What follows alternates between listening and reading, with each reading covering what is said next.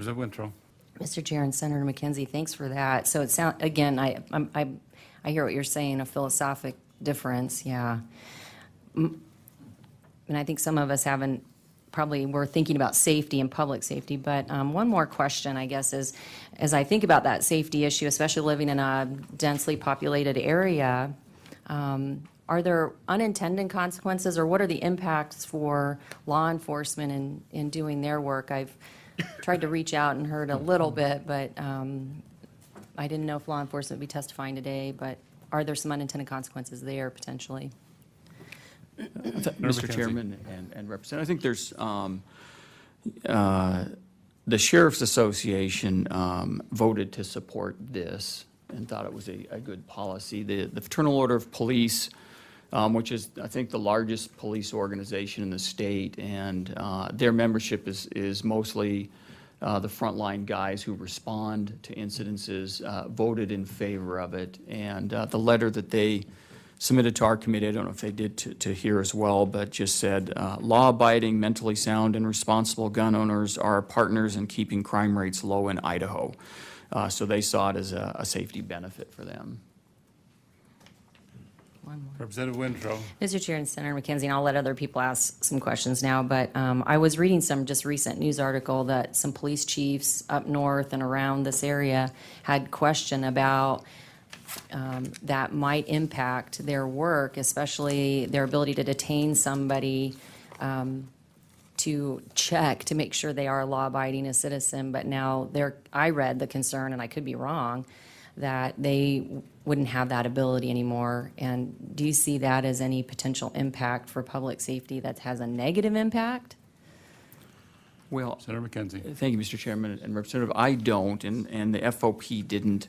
But I have seen on these kind of issues in the past a difference between the elected sheriffs and kind of the frontline guys on one side and the appointed chief of police on the other side. I don't know if the Chief of Police Association as a whole has taken a position on it, but I am sure there's individual members of all those organizations that are on both sides of it. Yes, sir. Okay, thank you, Senator. Representative Cheatham. Mr. Chairman, Senator McKenzie, just for a point of clarification, on page 8, under 1830-302C, number 1, would, for public or private school, would a retired peace officer in good standing be allowed to carry in a public or private school? Senator McKenzie. Chairman and Representative, that's a good question, because I want to clarify the difference between our K through 12 schools and our public universities. Thank you. K through 12, that next section, which isn't, we aren't changing 18-3302D, controls that. And then the standard we put in place a couple of years ago for public universities isn't changed. And so the retired police officers and those with enhanced carry permit could carry, but not in dorms or auditoriums or sports facilities or whatever the restrictions are that we've got. Thank you, sir. Representative Luker. Thank you, Mr. Chairman. Senator McKenzie, you referenced a letter from the FOP. Do you have that available for us? I could get it for you before the meeting closes if it wasn't in your packet. And I apologize, I thought maybe they would submit that. But I'll get that so it can be part of the record. Thank you. Representative Nielsen.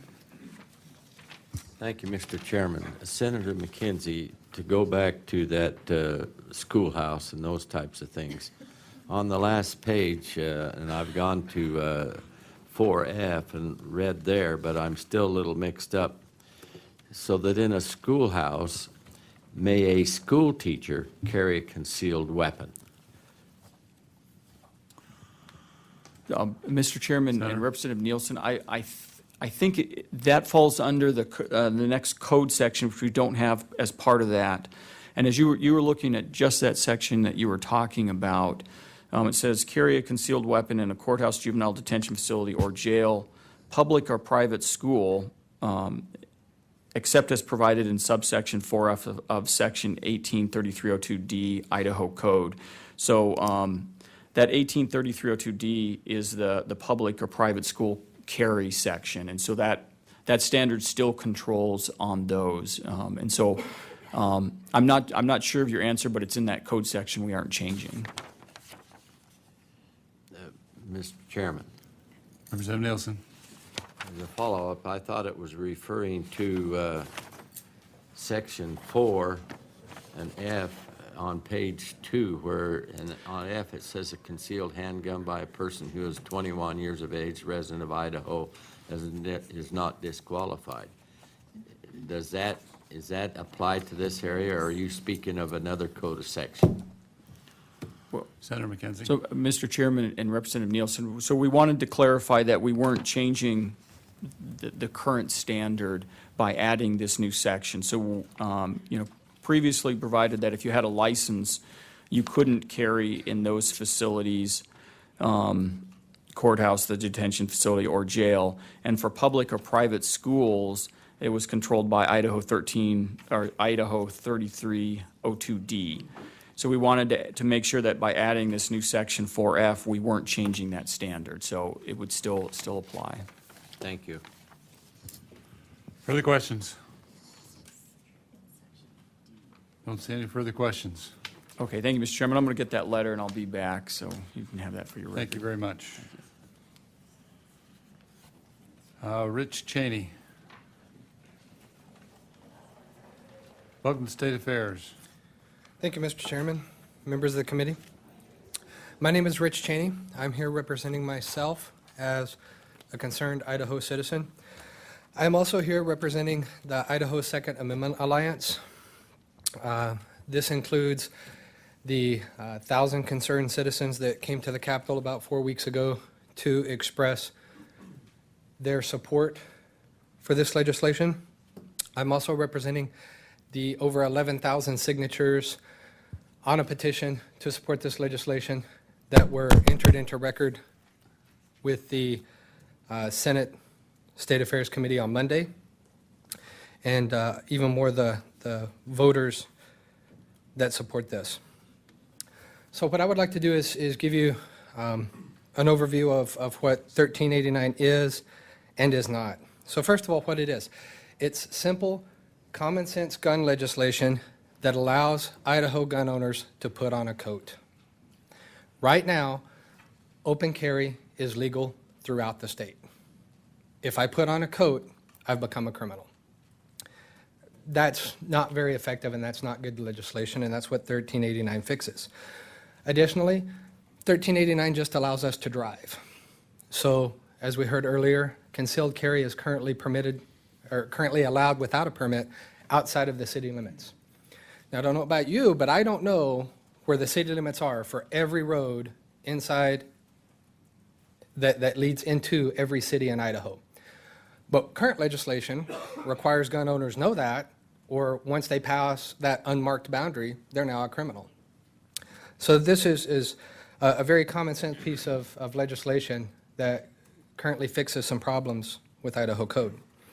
There are also some misconceptions about 1389 that I heard on Monday, and I've heard other places as well. So first of all, a misconception that it gives people that shouldn't be carrying guns the rights to carry guns. As we heard from Senator McKenzie, that's just not true. The current prohibitions about who can and cannot carry guns are not touched in this legislation. If you're a felon, if you're otherwise prohibited from carrying a gun, this bill still leaves you prohibited from carrying a gun. There's some misconceptions about reciprocity. Last year with HB 89, as it was up for some discussion, there was some comments made that enacting permitless carry would negatively impact our reciprocity with other states.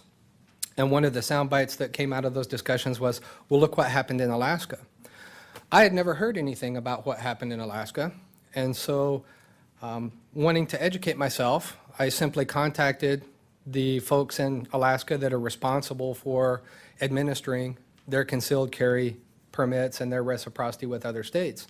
And as I asked them the question, they were a little bit dumbfounded. They're like, well, no, we've never heard such a thing. We had no reciprocity impacts when we passed permitless carry in 2003. It's just simply, it's a good area of misconception, but it's just simply not true.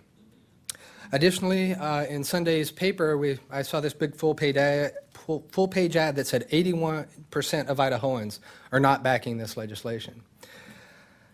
I was kind of curious about how that 81% came about. And I was talking to a colleague that runs a gun training organization. He actually trains people for standard and enhanced permits.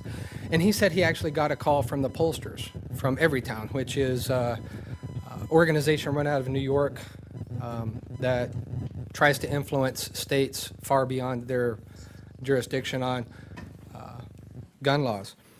And he was telling me about how the question was asked. He said that he got a call that said, hey, people are trying to pass permitless carry in Idaho, and that's going to take away the training mandate. That could hurt your business. Is that really a good idea? And this particular instructor said, well, I'm absolutely for permitless carry. Now, since I haven't seen the full results of the poll, there's a good chance he's still in the 81% that they counted that said that they were against it, even though he's absolutely for the thing. So I'm actually a little bit disappointed in the 81% that was shown in that full-page ad. If you're going to cherry-pick your respondents and ask loaded questions, they should have gotten much higher than 81%. We also heard some testimony on Monday from police chiefs expressing just concern. This concern is not new. We heard this concern in Arizona in 2010 when they passed permitless carry, that there was going to be blood running in the streets. That obviously hasn't happened. In my efforts to speak directly to people that may have these type of concerns, we reached out to Sheriff Jim Whalen in Wyoming, and he was sheriff in 2011 when Wyoming passed their permitless carry. And I'd like to read you a quote from Sheriff Whalen. He said, Wyoming legislature passed constitutional carry in 2011. Prior to passage of this legislation, I had officer safety concerns and public safety concerns. However, my concerns have been allayed over the last few years as we have not experienced increased gun crimes or assaults on deputies. So, in fact, removing restrictions from law-abiding gun owners doesn't change crime. People that are currently open carrying, that are prohibited from open carrying, aren't suddenly going to start shooting people. We hear all these fear tactics, but it's just not true. It wasn't true in Alaska, wasn't true in Arizona, wasn't true in Wyoming, and it's not going to be true in Idaho.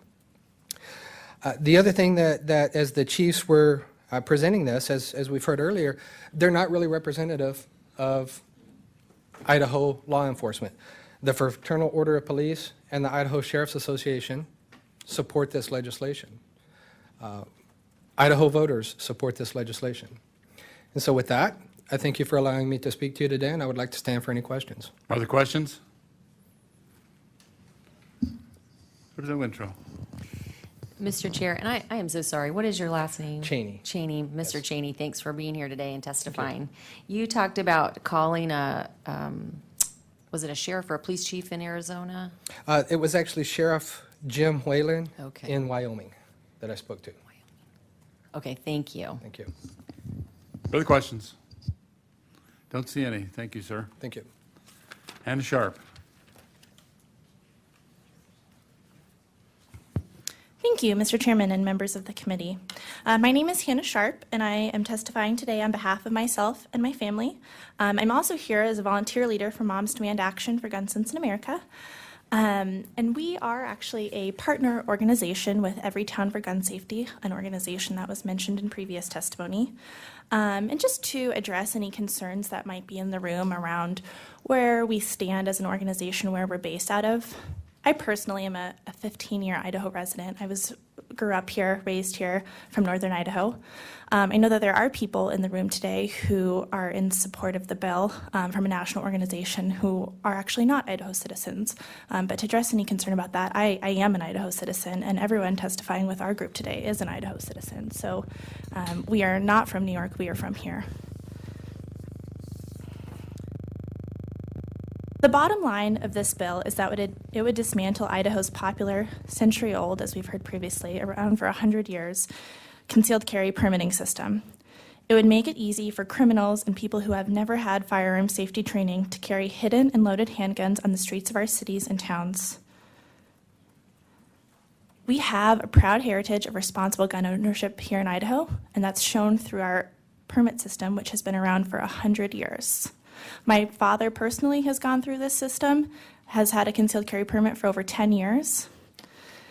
Permits ensure that certain core public safety standards are preserved when individuals are carrying hidden loaded handguns in public and in our communities.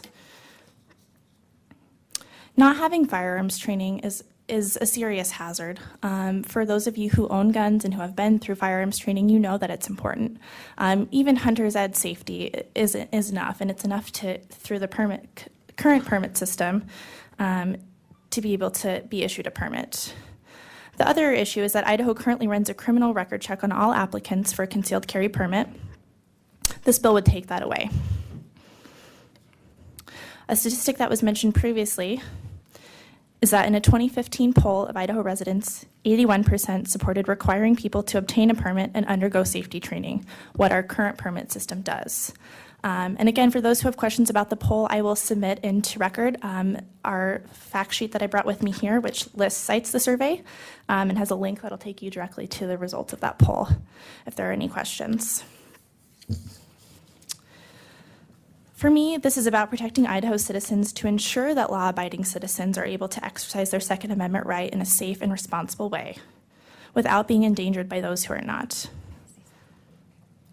I respectfully ask for your no vote on Senate Bill 1389, and I will stand if there are questions. Are there questions? Representative McCrosty. Mr. Chairman, I would like to see a copy of the poll if Ms. Sharp would make that available to the page, and perhaps we could get that copied before we conclude. Mr. Chairman, Representative McCrosky, I don't have the full poll listed. I can pull that if you want, and I'd have to bring it back. What I have is a paper that has a web address that would take you to those results, but I can go try and get that printed and bring it back. Mr. Chairman, Representative McCrosky. perhaps Ms. Sharp, would you be able to just share that URL unless it's Yeah. like hugely long? It's really not, and it's right at the bottom Okay. of my testimony. Yeah. Do we have